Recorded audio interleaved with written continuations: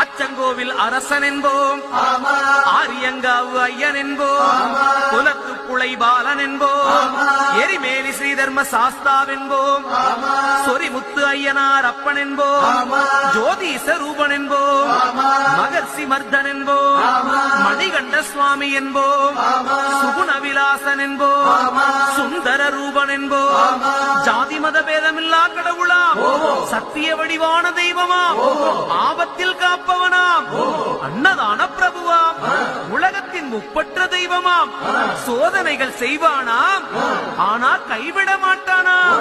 அப்படிப்பட்ட சாமி ரொம்ப சிறுசையா, ஆனா சக்தி ரொம்ப பெருசையா.